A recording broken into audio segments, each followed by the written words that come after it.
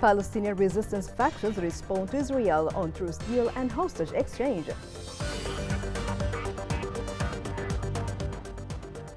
The U.S. Special Envoy Tim Landerking accuses Houthis and Iran of igniting escalation in the Red Sea. Unpaid Yemeni teachers continue to struggle with living conditions amid conflict.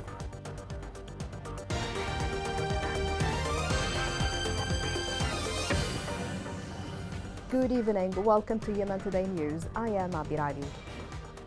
Medical sources reported that the Israeli occupation committed 16 massacres against families in Gaza during the past 24 hours, leaving 123 victims. They pointed out that a number of victims are still under the rubble, as the occupation prevents ambulance and civil defense crews from reaching them. The toll of the Israeli aggression has risen to about 28,000 murders since the 7th of October.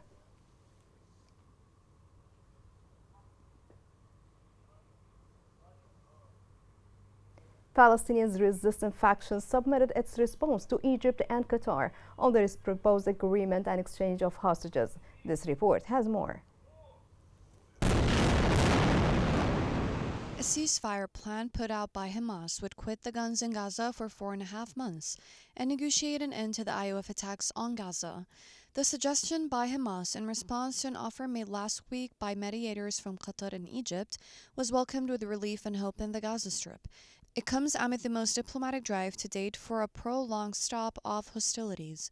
According to a draft paper viewed by Reuters, Hamas' counter-proposal calls for 3 phases of a truce for 45 days. The truce will include the exchange of Palestinian prisoned in Israeli jails with the hostages taken by Hamas. Also, Gaza's rehabilitation would start, and Israeli forces would depart entirely. U.S. Secretary of State Antony Blinken spoke with the heads of the mediators in Qatar and Egypt before arriving overnight in Israel to reach a truce agreement. According to the plan, during the first 45-day phase, all Israeli women hostages, males under 19, the elderly, and the sick would be released, in exchange for the release of Palestinian women and children from Israeli prisons. During the initial phase, Israel would also remove its forces from Gaza.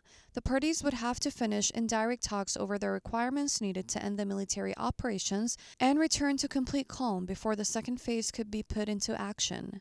The second phase would consist primarily of the departure of Israeli forces from all areas of the Gaza Strip and the release of the remaining male hostages. The third phase involves the exchange of bodies and remains. In addition, the truce would also encourage the passage of food and other aid to Gaza's besieged population, who are starving and experiencing severe shortage of essential goods due to the blockade and continuous bombing by the IOF.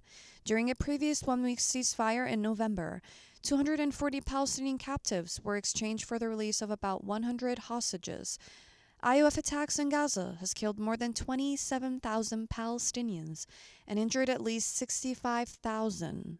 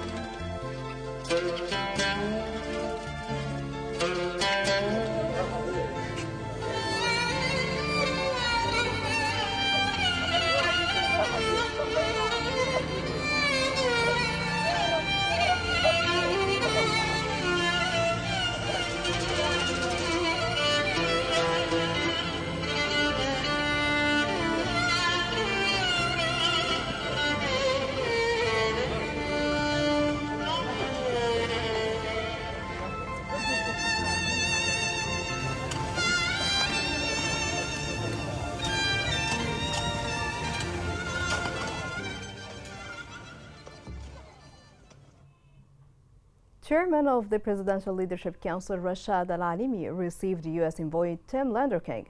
The meeting touched on bilateral relations, ways to strengthen them in all fields, and the American support required to strengthen the position of the Yemeni economy. The meeting also touched on regional developments, the repercussions of the Israeli war against the Palestinian people, and the importance of redoubling efforts for an immediate and sustainable ceasefire.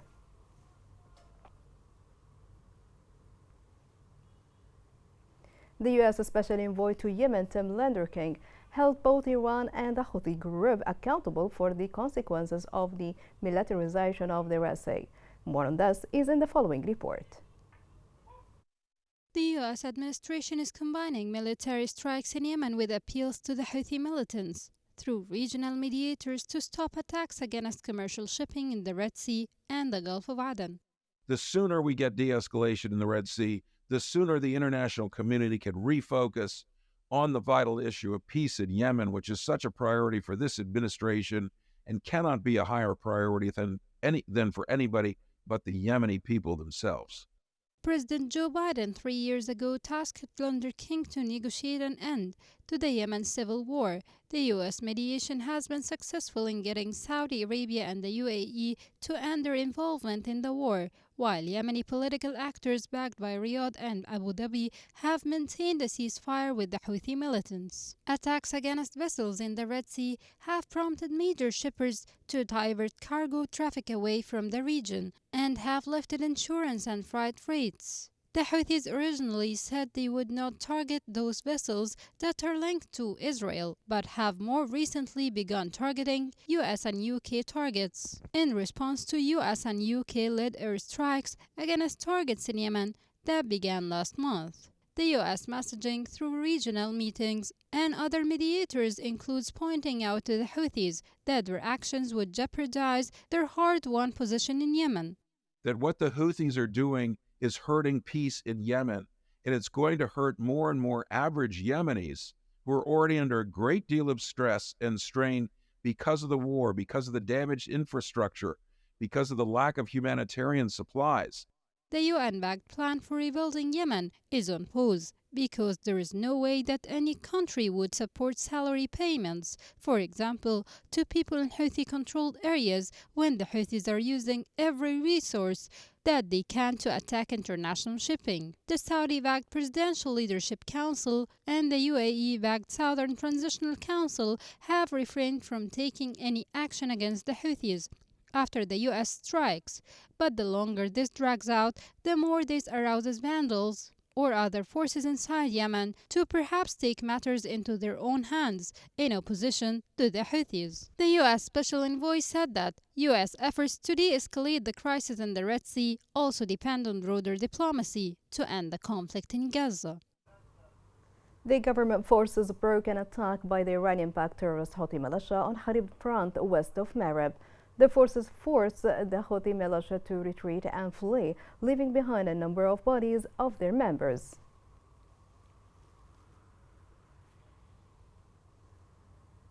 The joint forces thwarted an infiltration attempt by the Houthi militia on Karish front in Lahj Gavarbat, southern Yemen. Field sources said the joint forces forced the militia members to retreat after suffering losses in lives and equipment.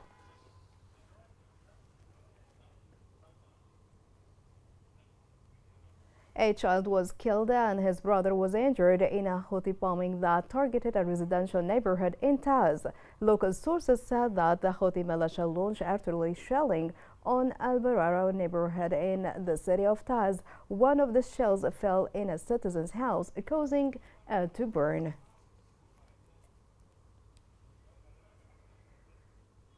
Abiyan government security took control of Al-Qaeda camp in Wadi Matar. The Security Department said in a statement that fierce battles broke out between the government forces and Al-Qaeda militants and lasted for 3 hours. The government forces were able to calm the camp and dismantle more than 25 explosive devices. Missile project for the mining destroyed more than 300 explosive remnants of war in Shabwa Gavarrat, southern Yemen. The team announced it has dismantled a total of 368 explosive remnants of war in Shabwa Gavarrat. The destruction operation carried out on Sunday, including 204 anti-tank mines and 163 unexploded shells. The Yemeni Teachers Syndicate denounced the Houthi militia's continued arrest on the head of the a preparatory committee of the Teachers Club Abu Zaid al-Kumaim 4 months ago. The union called on all local and foreign human rights and humanitarian organizations to put pressure on the Houthi militia to release the detained educators and teachers. After suffering many challenges due to the war and the difficult economic conditions, teachers in Yemen try hard to cope through engaging in other professions, which impacted the educational process as a whole. This report has more.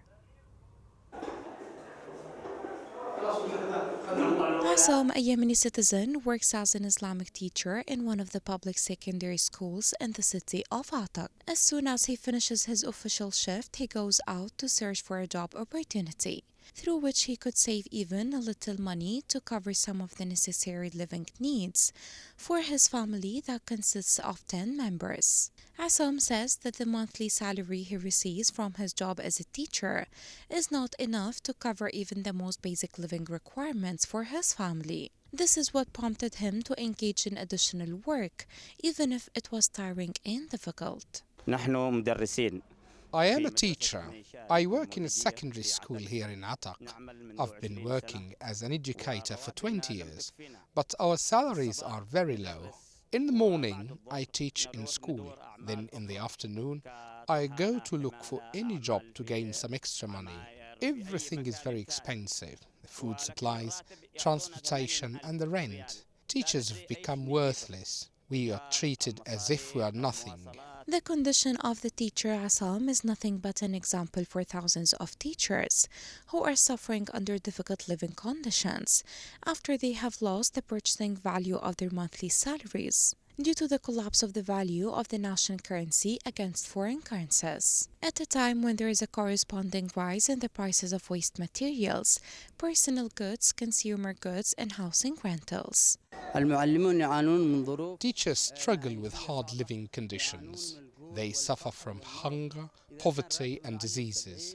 Their salaries are not enough to buy their needs and provide for their families. This affects the teachers' performance and the educational process as a whole. The harsh living conditions that teachers go through have had a negative impact on the educational process, causing a decline in the level of students' academic and educational achievement. Coming up in the news.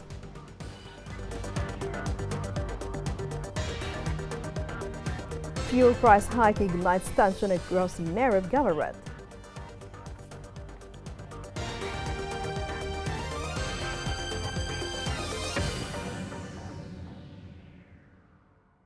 Stands out for its richness, complexity, and distinctiveness.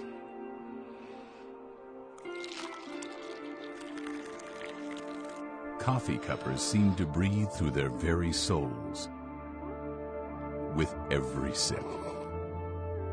They appreciate the journey of the seed, dating back to when it was just an idea in the farmer's mind, through to its journey into their cup.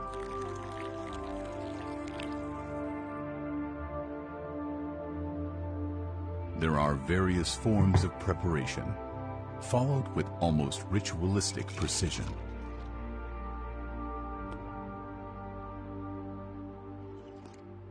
Yemeni coffee, an endless story of discovery.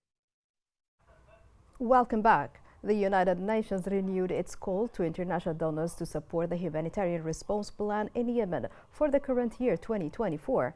The United Nations spokesman warned that more than half of Yemen's population is in need of humanitarian and protection services and reiterated that more than 80 million Yemeni are in need of humanitarian aid. Tension has returned to the Yemeni government of Maghreb. Tribal militants rejected the government decision and threatened to block the roads. More on this is in the following report. Tension has returned to the Yemeni governorate of Maghreb against the backdrop of price reforms taken by the oil company, tribal militants' rejection of the decision, their blocking of the road to fuel tankers, and threats of attacking oil facilities to force the company to retract its decision. This came amid tribal warnings against attacking oil installations and the government's security threat to confront all acts of sabotage in the oil governorate, which the Houthis are looking to control. Local sources stated that following the end of the exceptional period, which lasts for a month, to implement the decision to increase fuel prices, in accordance with the efforts led by the forces of the coalition to support legitimacy in the governorate, which ended at the beginning of this month, the oil company in the governorate began implementing the pricing. The new price for a 20-liter fuel can is 8,000 Yemeni riyals instead of the previous price, which was 3,500 riyals, while the applicable price in the rest of the government-controlled areas is 26,000 riyals. The government move was met with objection from armed tribal groups, who established sit-in centers on the road linking the center of Ma'rib Governorate with the oil and cooking gas production and refining areas in the safer region. The gunmen began to prevent fuel tankers from passing, saying that the government side had not fulfilled its obligations, especially the formation of a committee of protesters to discuss the issue of appointing tribesmen to various positions in state agencies. They also denied their agreement to postpone the implementation of the new pricing for only a month. The tribal militants gave the government 2 days to withdraw the decision and threatened to resume the escalatory steps that last time reached the threat of targeting oil facilities after they prevented the arrival of oil derivatives and cooking gas to the governorates under government control, including the main electricity generation station in Aden, which runs on fuel transported from Ma'rib. The Office of the General Authority for Antiquities and Museum and Ties organized a workshop for university students and researchers. The workshop aims at directing research projects related to cultural heritage, enhance awareness of monuments' importance and protection, and direct young people towards cultural research to preserve historical monuments.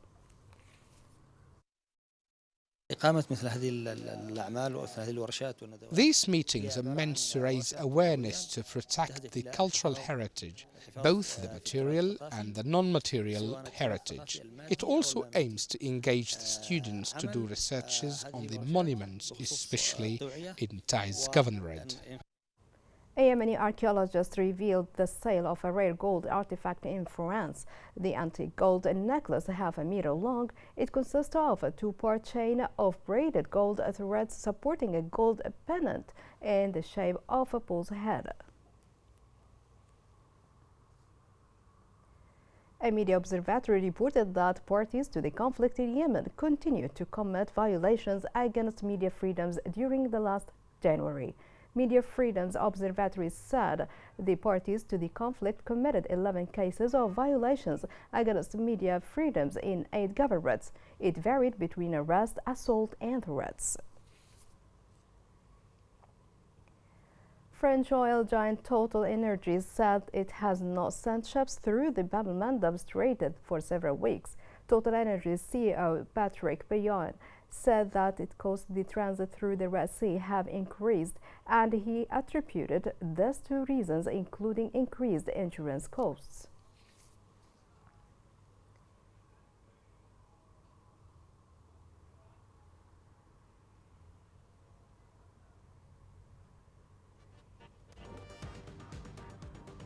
Here is a reminder of the main headlines. Palestinian resistance factions respond to Israel to truce deal and hostage exchange.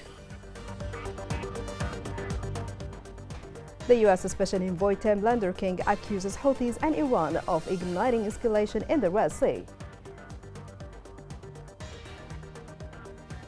Unpaid Yemeni teachers continue to struggle with living conditions amid the conflict.